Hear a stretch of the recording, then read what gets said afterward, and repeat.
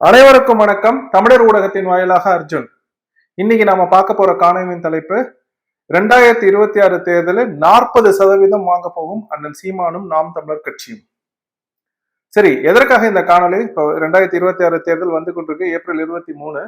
அந்த தேர்தலை ஒட்டி சீமான் தொடர்ச்சியா பரப்புரை செய்யறாங்க. அப்ப இந்த நல்ல நாள்ல நான் வந்து இதை பத்தி பேசணும், சீமான் ஏற்படுத்த போகும் தாக்கத்தை பத்தி பேசணும் அப்படின்னு நான் விருப்பப்பட்டேன். இன்னைக்கு புனித வெள்ளி இல்லையா? உலகத்தில் உன்னதமான ஒரு ஆன்மாக்கள் ஒண்ணு ஜீசஸ். அவரோட அந்த புனித வெள்ளி நாள்ல இந்த விஷயத்த நான் பேசணும்னு விருப்பப்பட்டேன். சரி, அதனாலதான் இந்த காணொலியை நான் எடுத்திருக்கேன்.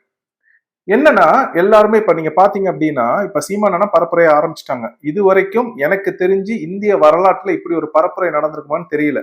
தான் கனவை மக்களுக்கு விலக்கி சொல்ற மாதிரி திரை போட்டு அண்ணன் சீமான் அவர்கள் மிகச்சரியாக நான் வந்தா என்ன பண்ணுவேன், இதுதான் என்னோட ஆட்சியின் செயற்பாட்டு உரைவுல கொடுத்துருக்கேன். இங்க பார், பால் பண்ணை இப்படி அமைக்க போறேன். இங்க பார், மாட்டுல இருந்து வர தயிர், மோர், வெண்ணெய் இதையெல்லாம் எடுத்து எப்படி நான் வெளிநாடுகளுக்கு சந்தைப்படுத்த போறேன். வெளிநாட்டுல சந்தைகள்ல எப்படி இருக்கு, இதெல்லாம் எவ்வளவு ரூபாய்க்கு விற்கப்படுகின்றது, என்னோட கல்வியை நான் எப்படி கொடுக்க போறேன், என்னோட மருத்துவத்தை நான் எப்படி தரம் உயர்த்த போறேன், பொதுமக்களுக்கு எப்படி இலவசமாக கல்வி, மருத்துவம், தூய குடிநீரை மட்டும் கொடுப்போம் அப்படின்ட்டு ஒரு மாபெரும் புரட்சியை அண்ணன் சீமான் அவர்கள் செஞ்சிட்டு இருக்காங்க. இப்ப இதை பார்த்த உடனே நம்ம கிட்ட 50 வருஷமா உருட்டிக்கிட்டு இருக்கிற இந்த 2 திராவிட கட்சிகளும், நான் திராவிடம் திராவிடம் திமுக மாதிரியே அனதர் திமுக, இந்த 2 சாத்தான்களோட ஒரு குட்டி சாத்தான தாவேகா, இது 3த்துக்கும் ஒரு பயம் வந்துருச்சு.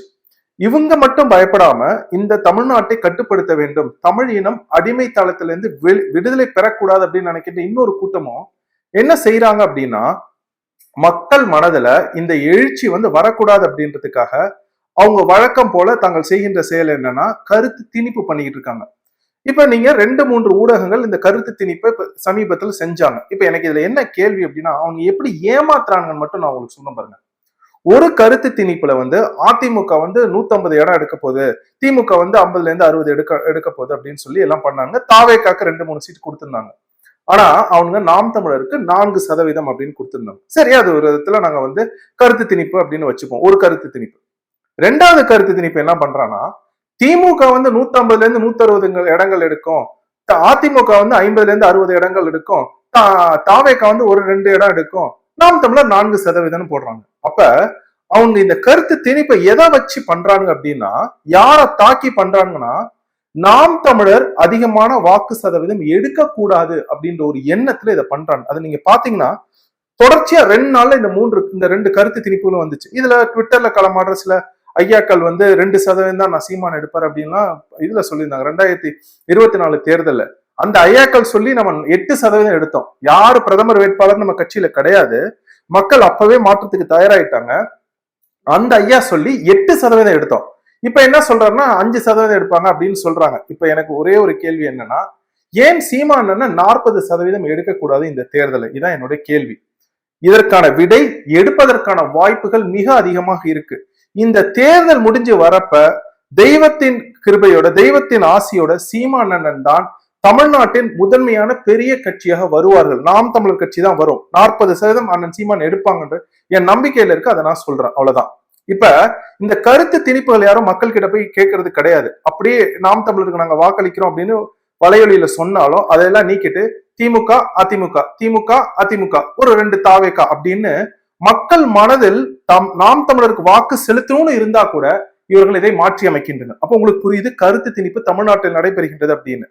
தமிழ் இனம் விடுதலை பெறக்கூடாது அப்படின்னு ஒரு கூட்டம் நினைக்குது. அந்த கூட்டம் இந்த திமுக அதிமுக தாவேக்கா மூவையும் கட்டுப்படுத்தி இந்த வேலையை செய்கின்றது. இதுல ரொம்ப முக்கியமா இந்த தேர்தலை பொறுத்த வரைக்கும் 2 சித்தாந்த மோதல்கள் தான். ஒண்ணு, தமிழினம் அடிமையாக இருக்க வேண்டும், தமிழ்நாட்டில் தமிழினம் அடிமையாக இருக்க வேண்டும் அப்படின்னு திராவிடம் அப்படின்னு சமஸ்கிருத சொல்லை பயன்படுத்தி வேலை செய்கின்ற திமுக அதிமுக தாவேகா, இது 3ம் ஒரே சாக்கடையில் உரிய மட்டைகள். இன்னொன்னு, தமிழ் இனம் விடுதலை பெற வேண்டும், பன்னெடுங்காலமாக அடிமைப்பட்டு கிடைக்கின்ற இந்த தமிழினம் உலகத்திற்கு மறுமலர்ச்சியை கொண்டு வர வேண்டும் அப்படின்னு அண்ணன் சீமான் அவர்கள் தமிழ் தேசியம் அப்படின்ற ஒரு சித்தாந்தத்தை எடுத்து சண்டை போடுறாங்க. அப்ப 2 சித்தாந்த மோதல் தான் அது. திராவிடம் தமிழனை அடிமையாக்கும், தமிழ் தேசியம் தமிழனுக்கு விடுதலை கொடுக்கும். திராவிடம் தமிழனுக்கு ஏமாற்றத்தை கொடுக்கும், தமிழ் தேசியம் தமிழனுக்கு மாற்றத்தை கொடுக்கும். அப்ப இந்த சித்தாந்தத்துல மக்கள் இதை ஏத்துக்கிட்டாங்கன்னா, தமிழ் தேசியம் சித்தாந்தத்தை ஏத்துக்கிட்டாங்கன்னா பெருவாரியான வாக்குகள் நாம் தமிழர் எடுத்துரும். சீமான் அண்ணன் முதலமைச்சர் ஆயிடுவாங்க அப்படின்னு ஒரு பயத்துல கருத்து திணிப்ப செய்யறாங்க. இதை நல்லா நீங்க நுட்பமா விளங்கணும். ஏன்னா சீமான் அண்ணன் இதுக்கு முன்னாடி சொன்ன பரப்புரை எல்லாம் நான் வந்தா இதை பண்ணுவேன் அதை பண்ணுவேன்னு சொல்றப்ப யாருக்கும் மக்களுக்கு புரியல. ஆனா இப்ப இந்த ஒளி காட்சி அமைப்புகள் மூலமாக அண்ணன் செய்யறப்ப மக்கள் மனதுல நல்லபடியா போய் விழுது. இதை நான் எப்படி சொல்றேன்னா, அமெரிக்கால இருக்கிற திமுகவை சேர்ந்தவளை என்னை அழைச்சு நாம் தமிழர் ரொம்ப நல்லா நீங்க பண்றீங்க, நீங்க வெற்றி பெறணும், வாழ்த்துக்கள் அப்படின்னு சொன்னாங்க. உங்களால நம்ப முடியுதா? அப்ப அந்த அளவுக்கு ஒரு தாக்கத்தை சீமானனோட பரப்புரை ஏற்படுத்துகின்றது. அப்ப அதை பார்த்தோன்னே உங்க பயப்படுறாங்க. சரி அர்ஜுன், உலகமே உங்களை அடிமைப்படுத்தணும், தமிழனை அடிமைப்படுத்தணும், தமிழனை அழிக்கணும்னு முடிவு பண்ணிடுச்சு நீங்க சொல்றீங்க அடிக்கடி. இது உண்மையா அப்படின்னா சத்தியபூர்வமான உண்மை. இது சீமானனுக்கு தெரியும். அதனாலதான் இது தமிழர் இன விடுதலை போராட்டம். அப்ப 90% தமிழ்நாட்டில் இருக்கின்றப்ப அதுல ஒரு 40-50% தமிழர்கள் தனக்கான விடுதலை வேண்டும் அப்படின்னு வாக்கு போட மாட்டானா? போடுவாங்க இந்த தேர்தல்ல. இதை இப்படி நினைச்சு பாருங்களேன். அதாவது மலையை வெட்டி கல்கோரை ஆக்குறவன், மணலை அள்ளி அடுத்த தலைமுறை என்ன சாப்பிடுவான்னு தெரியாத அயோக்கிய பயலுங்க, பெண்களுக்கு கஞ்சாவை எல்லாருக்கிட்டையும் கொடுத்து பசங்க கிட்ட கொடுத்து பெண்கள் வீட்டில் விட்டு வெளியே வர முடியாதபடி ஆட்சி செய்கின்ற அயோக்கிய பயலுங்க. ஸ்டாலின் சொல்ல, எடப்பாடியை சொல்ல, சும்மா சொல்றேன். இல்ல சாராய ஆலை வச்சு இந்த வீரியமான மரபணு உலகத்திற்கு அறிவை கற்றுக் கொடுத்த அந்த தமிழினம் மக்கி போனோம் அப்படின்னு எடப்பாடியும் ஸ்டாலினும் கூட்டு சதி செய்யறது. இதுல இந்த லாட்ரிஸ்ல திருட்டு லாட்ரி ஒருத்தன் உள்ளார தாவேக்காவும் பண்றது. இந்த மாதிரி கட்சிகளுக்கு தமிழன் வாக்களிப்பான். ஆனா கல்வி இலவசம், மருத்துவம் இலவசம், உலகத்தரம் வாய்ந்த தூய குடிநீர் இலவசம், வேளாண்மை அரசு பணி, ஆடு மாடல் அரசு பணி, உங்களுக்கு வீட்டுல இருந்தே வேலை செய்யறதுக்கு வாய்ப்புகள், உங்க கிராமங்கள்ல இருந்து நீங்க வேலை செய்வதற்கு வாய்ப்புகள், வெளிப்படையான நிர்வாகம், மிக முக்கியமாக தமிழர் இன விடுதலை பேசுகின்ற அண்ணன் சீமானுக்கு வாக்களிப்பான சொல்லுங்க. அப்ப இதையெல்லாம் இவ்வளவு மோசமா இவ்வளவு நாரி போன இந்த திராவிட கட்சிகளுக்கு தமிழன் வாக்களிப்பா நீங்க நினைச்சீங்கன்னா நீங்க தவறு பண்றீங்க. ஏன்னா இந்த மாற்றத்தை நீங்க பாத்துக்கிட்டே இருக்கீங்க. இப்ப நிறைய பசங்க, அதுவும் ஜென்சி பசங்க முக்கியமா வெளியில இந்த மாற்றத்துக்கு தயாராகிட்டு இருக்காங்க. ஏன் தெரியுமா? அவங்களுக்கு இதெல்லாம் வெறுத்து போச்சு. இது ஒரு நாடா? நீங்க ஒண்ணு நினைச்சு பாருங்க. நான் ஒரு அடிப்படையா ஒரு கேள்வி ஒண்ணு வைக்கிறேன். நான் ஒரு வீடு வச்சிருக்கேன். எனக்கு ஒரு வீடு இருக்கு. என் வீட்டுக்குள்ளார நான் குடிக்கிற தண்ணீர்ல கொண்டு சாயக்கழிவை கொட்டுறாங்க. நான் நல்லா இருக்கு தண்ணி அப்படின்னு குடிப்பேனா? என் வீட்டுல நான் தோட்டங்கள் வச்சு எல்லாம் பூக்கள் பழங்கள்லாம் போட்டிருக்கேன். ஒருத்தன் என் வீட்டுல இருந்து மணல் அள்ளிக்கிட்டு இருக்கான். நான் அதை விட்டுருவேனா? விட மாட்டேன். என் வீட்டுல நான் எங்க பார்த்தாலும் பணம் கொஞ்சம் வச்சிருக்கேன். யாரோ ஒருத்தன் உள்ளார எடுத்துட்டு போறான். விட்டுருவேனா? விட மாட்டேன். அப்ப என் வீட்டை நான் கட்ட போது, என் வீட்டை நான் நிர்வகிக்கின்ற போது, என் வீட்டில் குடிநீர் சுத்தமா இருக்கணும்னு நினைக்கிறேன். என் வீட்டுல பாதுகாப்பா நான் இருக்கணும்னு நினைக்கிறேன். என் வீட்டுல இருக்கிற பெண்கள் பாதுகாப்பா இருக்கணும்னு நினைக்கிறேன். என் வீட்டுல இருக்கிற ஒரு பழத்தை கூட யாரும் பறிக்க கூடாதுன்னு நான் நினைக்கிறேன்னா ஏன் என் நாட்டுல மட்டும் அதை நினைக்க கூடாது? என் நாட்டில் எல்லாமே உடைச்சு ஓடு பரப்பிக்கிட்டு இருக்காங்க இந்த அயோக்கிய பழங்க. உங்களுக்கு என்ன பண்றது அப்படின்ற ஒரு கேள்வி வருதா இல்லையா? இந்த கேள்வி சீமான் போட்ட விதை இன்னைக்கு முளைச்சுக்கிட்டு இருக்கு. அந்த ஜென்சி பசங்க கேட்கிறாங்க, சீமான் என்ன சொல்றது சரிதானா? நீங்க போய் பாத்தீங்கன்னா தெரியும். அந்த தம்பிகளையும் என் தங்கைகளையும் தான் நான் நம்புறேன். ஏன் தெரியுமா? அவங்களுக்கான உலகம் இது, அடுத்த தலைமுறைக்கான உலகம் இது. நம்ம முன்னோர்கள் சொன்னதான், இது நம்முடைய உலகம் இல்லை. நம் முன்னோர்கள் நமக்கு கடன் கொடுத்து சென்றார்கள். நாம் அடுத்த தலைமுறை பிள்ளைக்கு கடன் கொடுத்து செல்கின்றோம். அப்ப நாம் இதை பாதுகாப்பா வச்சுக்கணும்னு நம் முன்னோர்களுக்கு இருந்த அறிவு இந்த திராவிடம் அப்படின்ற பிற மொழியினர் தமிழ்நாட்டை அழிப்பதற்கு முடிவெடுத்த பிறகு அந்த அறிவு நமக்கு மழுங்கி போயிடுச்சு. இன்ஸ்டிடியூஷனலைஸ்ட் அப்படின்னு வார்த்தை இருக்கு தமிழ்ல. அதாவது சிறைச்சாலை இருக்கிறவன் பாத்தீங்கன்னு வச்சுக்கலாம், தடவை சிறைச்சாலைக்கு போறப்பதான் அவனுக்கு ஒரு மாதிரி இருக்கும். அதுக்கப்புறம் சிறைச்சாலையில மணி அடிச்சா சோறு போடுவாங்க அப்படின்னு அவனுக்கு தெரிஞ்சு போயிடும். அந்த மாதிரி தமிழ்நாட்டு மக்கள் இந்த 50-60 வயதுல இருக்கிறவங்க மாறிட்டாங்க. ஆனா புதிய தலைமுறையினர் இந்த ஜென்சி பசங்க விழிப்புணர்வு பெற்று சீமானன் பேச்சை கேட்டு அவன் வந்துகிட்டு இருக்காங்க. அந்த மாற்றம் இந்த தேர்தலில் எதிரொலிக்கும். ஜென்சி பசங்க கிட்ட கேட்கிறேன், தம்பிங்களா தங்கைகளா, உங்ககிட்ட நான் வைக்கிறேன். எங்கேயோ வெளிநாட்டுல நான் இருக்கேன். ஆனா என் தாய் நாடு அழிக்கப்படும் போது என்னால அதை தாங்கிக்க முடியல. என் மலைகளை உடைத்து கல்குவாரிகள் ஆக்குறப்ப எனக்கு கஷ்டமா இருக்கு. என் மண்ணை அள்ளி விட்டு தின்னு காவிரி ஹாஸ்பிட்டல்ல நேரு ரெட்டி பண்றப்ப எனக்கு எரிச்சலா இருக்கு. இருக்கிற எல்லா ஆறுலையும் சாய கழிவு கொண்டு போய் கொட்டி அடுத்த தலைமுறைக்கு புற்றுநோயை கொடுக்குறப்ப எனக்கு எரிச்சலா இருக்கு. குடிக்க நீர் இல்லாம 30 வருஷம் தண்ணீர் தொட்டியை சுத்தம் பண்ணாம தமிழ்நாட்டுல வச்சிருக்காங்க. தரமான சாலைகள், தரமான கல்வியில, தரமான மருத்துவம் இல்ல. அப்ப இந்த கோவத்தெல்லாம் என் மனதில் இருக்கிறத நீங்க தான் வெளியில கொண்டு வரணும். நீங்க வெறும் இன்ஸ்டாகிராம்ல மட்டும் பதிவு போடாம உங்க அம்மா அப்பாவை மாத்துங்க, உங்க அம்மா அப்பாவை இது பண்ணுங்க. நான் உங்கள்கிட்ட ஒரு கேள்வி வைக்கிறேன் தம்பிங்களா. நீங்க இப்ப நிறைய பேர் சொல்றாங்க, விஜய் விஜய் வாக்குகளை பிரிச்சு, அதெல்லாம் ஒண்ணும் கிடையாது. நான் உங்களுக்கு ஒரு கேள்வி கேட்கிறேன். உங்ககிட்ட உங்களுக்கு ஒரு மகள் இருக்கான்னு வச்சுப்போம். உங்க மகள் கிட்ட நீங்க வந்து யாரோ ஒருத்தர் மாப்பிள்ளை பாக்குறீங்க. மாப்பிள்ளை பாக்குறப்ப மாப்பிள்ளை கிட்ட கேட்பீங்க, பொண்ணை நல்லா வச்சுப்பீங்களா அப்படின்னு. அந்த மாப்பிள்ளை சொல்ல, உங்க பொண்ணை நான் தங்கமா வச்சுப்பேன், எனக்கு அவளுக்கும் பிறக்கிற குழந்தைகளை நான் தங்கம்னு பாதுகாப்பேன் அப்படின்னு சொன்னா நீங்க அவர்கிட்ட பொண்ணை கொடுப்பீங்களா? இல்ல அது பொண்ணு சரி, அது 2 குழந்தைங்க பொண்ணு நான் விட்டுட்டு தனியா போயிடும் அப்படின்னு சொன்னா அவருக்கு பொண்ணை கொடுப்பீங்களா? யாருக்கு பொண்ணை கொடுப்பீங்க நீங்க? ஒரு மாப்பிள்ளைய நீங்க தேர்ந்தெடுக்கிறப்ப என் மகளை சரியாக வைத்துக் கொள்கின்ற மாப்பிள்ளைக்கு தான் நான் பொண்ணை கொடுப்பேன் அப்படின்னு ஒரு அப்பாவை நீங்க நினைச்சீங்கன்னா, தன் 2 குழந்தைகள், மனைவி விட்டுருங்க, அது ஒரு தனிப்பட்ட வாழ்க்கை, தன் 2 குழந்தைகளும் தன் ரத்தத்தில் இருந்து தானே வந்துச்சு. என் ரத்தத்துல இருந்தானே குழந்தை வரும் இல்லையா? என் ரத்தம் என் மனைவியோட ரத்தம் சேர்ந்தா என் குழந்தைகள். என் ரத்தத்தில் வந்த என் 2 குழந்தைகளை விட்டுட்டு போற தகப்பன் எப்படி நாட்டை மட்டும் நல்லா வச்சிருப்பான்னு நீங்க நினைக்கிறீங்க? இதை நான் விஜயண்ணனை வச்சுதான் கேட்கிறேன். அவர் மனைவிய தனிப்பட்ட வாழ்க்கை அதுக்குள்ள நான் போல. ஆனா தன் 2 குழந்தைகளையும் ஒரு தகப்பனா எப்படி விட்டுட்டு நான் மக்களுக்காக வந்துட்டு ஒத்தையாளன்னு பொய் சொல்றாரு, இவரை நீங்க எப்படி ஏத்துப்பீங்க அப்படின்னு இந்த ஜென்சி கிட்ஸை நான் கேட்கிறேன். விஜய்க்கு வாக்களிக்க போறேன்னு சொல்ற யாரா இருந்தாலும் இந்த கேள்விக்கு நீங்க பதில் சொல்லி ஆகணும். ஒரு மாப்பிள்ளைய பாக்குறப்ப எப்படி நம்ம நல்ல பிள்ளையா இருந்து தன் மகளை நல்லா வச்சுப்பான், தன் பேர குழந்தைய நல்லா வச்சுப்பான் ஒரு அப்பாவை நீங்க நினைக்கிறீங்களோ, அதே மாதிரிதான் நாட்டை கொடுக்குறப்ப தன் நாட்டை நல்லா வச்சுப்பான்னு நினைக்கணும். தன் 2 குழந்தைகளையும் நட்ட நடு வீதியில விட்டுட்டு இவர் வந்து இப்படி பண்ணிட்டு இருக்காரு, இதை எப்படி இந்த தமிழ் சமூகம் ஏற்றுக்கொள்கின்றது அப்படின்ற ஒரு கேள்வி வருது. எல்லாமே போலி. விஜயண்ணனத்தை பொறுத்த வரைக்கும் போலி போலி போலி. தெலுங்கு படம் ரீமேக்க பண்ணி பண்ணி பண்ணி தெலுங்கு படத்துல என்ன பண்றானோ அதை வந்து அரசியலும் பண்றாரு. அன்னைக்கு பாக்குறேன், பவன் கல்யாணம் வந்து ஒரு இளநீ ஒண்ணு வச்சு குடிச்சுக்கிறாரு பரப்புரையில, அவரோட தேர்தல் பரப்புரையில பவன் கல்யாணம் அதை பண்றாங்க. விஜய் அண்ணா அதை அப்படியே பண்றாருப்பா. உன்னால நம்ப முடியுதா? இந்த மாதிரி ஒரு அரசியல், அவமானகரமான அரசியல் தமிழ்நாட்டுக்கு தேவையா? நேத்து பாக்குறேன், ஐயா எம்ஜிஆரோட சிலை இருக்கு, இவரை முன்னாடி வச்சு எம்ஜிஆர் சிலைக்கு முன்னாடி இருந்து இவர் நின்று பேசுற மாதிரி இவர் தான் அடுத்த எம்ஜிஆர். இதெல்லாம் எவ்வளவு அசிங்கம் தெரியுமா? சொந்த சுய புத்தி வேணும் தலைவனுக்கு. உனக்கான ஓன் தாட்ஸ் இல்லைன்னு நீ தலைவனே கிடையாது, தற்குறி. இந்த தற்குறினால பின்னாடி பல தற்குறிகள் அலைஞ்சிட்டு இருக்காங்க. அந்த தற்குறிகள்லாம் விடு. நான் அண்ணன் சீமான் முதலமைச்சர் காவல்துறை கொடுங்கண்ணா, எனக்கு ஒரு வேலையை கொடுங்கண்ணா, லாட்டி எடுத்துட்டு போய் இந்த போஸ்டர் ஒட்டுறான் பாரு நடிகனுக்கு, அவனெல்லாம் விட்டு பிரின்னு பிரிச்சோன்னு வச்சுக்கேன், தமிழ்நாடு திருந்திடும்பா. திராவிடத்தின் ஒட்டுமொத்த ஃபெயிலியர் இந்த தற்குறிகள் வெற்றி கழகம். சரியா? இப்ப இங்கிட்டு வா, திமுக அதிமுக. ஐயா ஸ்டாலின் முதலமைச்சர் பேசுறாரு, ஒரு முதலமைச்சர், ஒரு நாட்டின் முதலமைச்சர், 1000 ரூபாய் கொடுத்தோம் பெண்களுக்கு, இப்ப நாங்க 2000 ரூபாய் கொடுக்க போறோம். இவரு முன்னாள் முதலமைச்சர் ஐயா எடப்பாடி பழனிசாமி, நாங்களும் 2000 ரூபாய் கொடுக்க போறோம். வெக்கமாவே இல்லையா அவங்க 2 பேருக்கும்? ஏது காசு? ஏது காசு? கல்வியை இலவசமா கொடுங்கப்பா. ஒரு குழந்தைக்கு 50,000 ரூபாய் கட்டுறாங்க ஒரு வருஷத்துக்கு. 2 குழந்தைகள் ஒரு வீட்டுல இருக்கு, 1 லட்ச ரூபாய் ஆச்சு. 5 வருஷம் ஆட்சி நினைச்சுன்னா 5 லட்ச ரூபாய், 5 லட்ச ரூபாய் நீங்க வந்து கொடுக்கணும். ஆனா 2000 ரூபாய் மாசம் பெண்களுக்கு நாங்க கொடுக்கணும்னு சொல்லி வருஷத்துக்கு 24,000 ரூபாய், 5 வருஷத்துக்கு 1,20,000 ரூபாய்.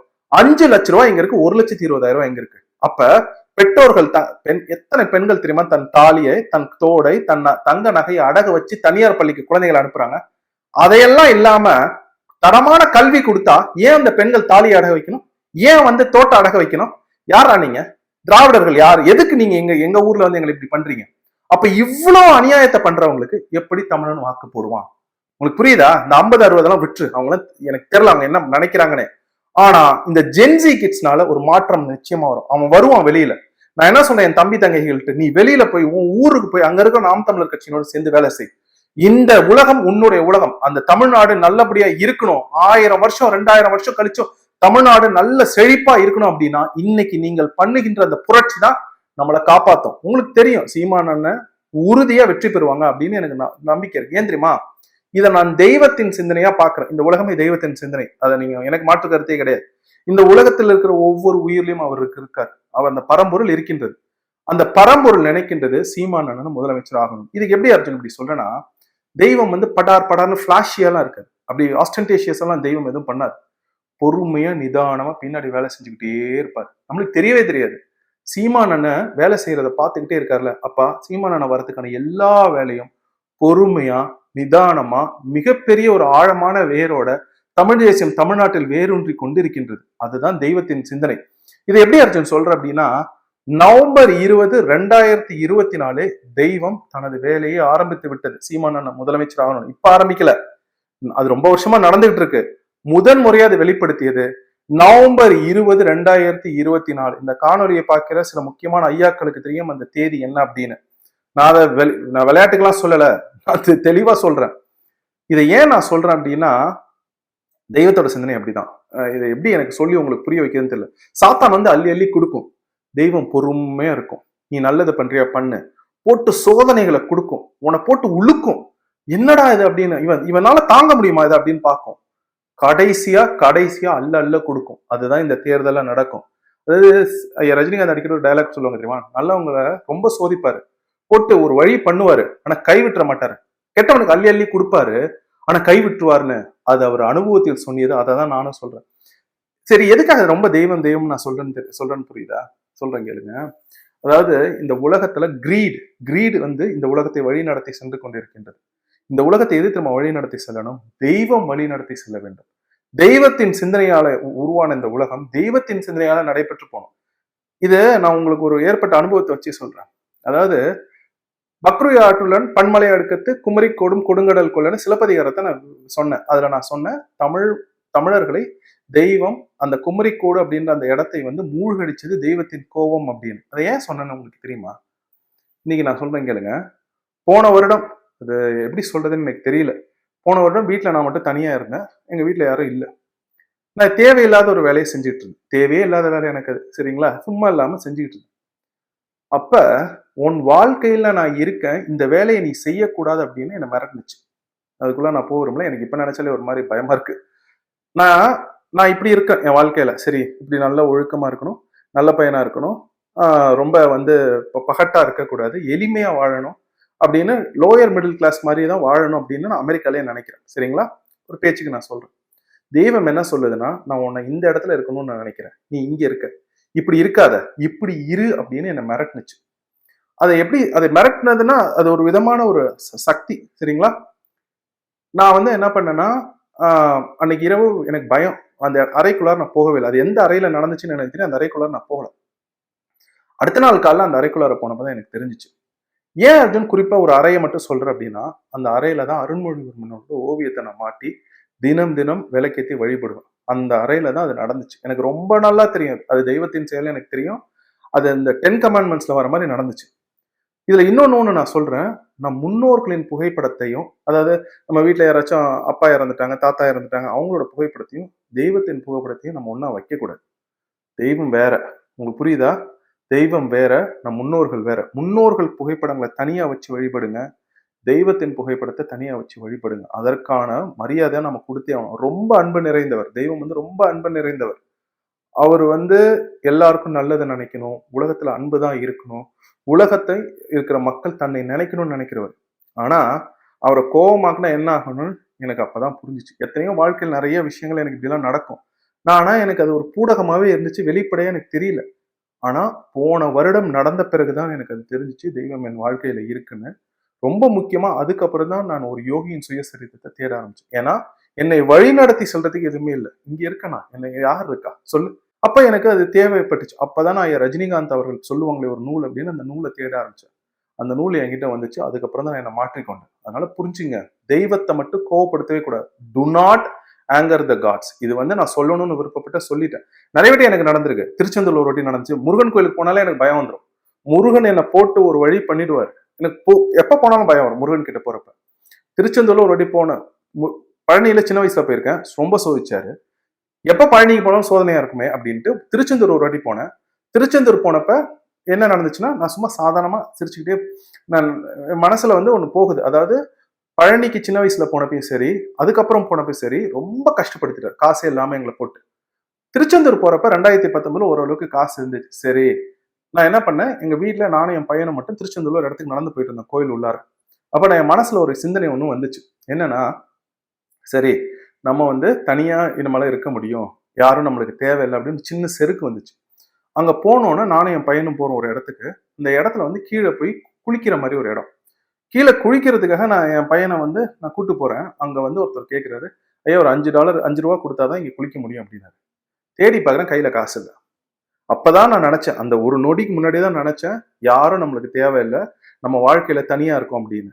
இல்ல இல்ல அப்படின்ட்டு, நீ எங்க போனாலும் எவ்வளவு பெரிய ஆளா இருந்தாலும் நீ மனிதர்களை சார்ந்துதான் வாழணும் அப்படின்னு எனக்கு தெய்வம் சொல்லிச்சு. அங்க இருந்து ஒரு அண்ணாச்சி ஒருத்தர் இருந்தார். அவர்கிட்ட கேட்டேன், ஐயா ஒரு $5 கொடுங்க அப்படின்னு என்ன கையேந்த வச்சுச்சு. உங்களால் நம்ப முடியுதா? கையேந்தி அதை அவர்கிட்ட கொடுத்து என் பையனை குளிக்க வச்சு கூட்டு வந்து, எல்லாரும் அந்த பிச்சைக்காரன் படத்துல விஜய் ஆண்டனி வந்து என்ன பண்ணுவாங்க அப்படின்னா, பிச்சைக்காரன் மாதிரி உடை அணிஞ்சிட்டு அதுக்கப்புறம் வந்து பெரிய இதுல உடை அணிவாங்க, நல்ல உடையா. நான் நல்ல உடை அணிஞ்சிருந்தவன் எல்லாத்தையும் கழட்டி போட்டுட்டு ஒரு துண்டை ஒண்ணு மாட்டிக்கிட்டு கீழே ஒரு வேட்டி ஒண்ணு கட்டிக்கிட்டு ஒரு சின்ன ஒரு அங்க ஒரு அன்னதானம் கொடுத்துக்கிட்டு இருந்தாங்க. அந்த அன்னதானத்தை வாங்கி சாப்பிட்டு ஒரு புகைப்படம் எடுத்தேன். என் வாழ்க்கையில அந்த புகைப்படத்தை நான் எப்பயுமே பார்ப்பேன், தினம் தினம் பார்த்துக்கிட்டு இருப்பேன். என் வாழ்க்கையில நான் இப்படிதான் இருக்கணும், ரொம்ப செருக்கோட இருந்தேன்னா தலையில தட்டுவேன் அப்படின்னு தெய்வம் என்ன மறந்துச்சு. இதெல்லாம் நான் உங்களுக்கு ஏன் சொல்றேன்னா, இது எல்லாம் தெய்வம் எனக்கு கற்றுக் கொடுத்த ஒன்னே ஒண்ணுதான். சீமானண்ணன் பின்னாடி அமைதியா இருங்க. சீமானண்ணன் முதலமைச்சர் ஆவாங்க 2026 அப்படின்னு தெய்வம் எனக்கு உணர்த்துது. அதை தான் நான் உங்களுக்கு சொல்றேன். அதை வந்து நீங்களும் உணரலாம். எப்படின்னா, நீங்க சாமி கும்பிடணும், தெய்வத்தை நினைச்சு தியானம் பண்ணுங்க, உங்ககிட்ட தெய்வம் பேசும். சரியா? சரி, அப்ப 40% சீமானண்ணால் எடுக்க முடியும் அப்படின்னா நான் எடுக்க முடியும்னு நம்புறேன். ஏன்னா நாங்க ஈரோடு இடைத்தேர்தலே 17% எடுத்திருந்தோம். நாங்க 17% ஆரம்பிக்கிறோமே தவிர 8% ஆரம்பிக்கல. இந்த 17% 35 40% மாறும் நான் திண்ணமா நம்புறேன். அதனால இந்த காணொலியை நான் எடுத்தேன். சரிங்க, இந்த காணொலி உங்களுக்கு பிடிச்சிருச்சுன்னா மற்றவங்க பாருங்க. மிக்க நன்றி.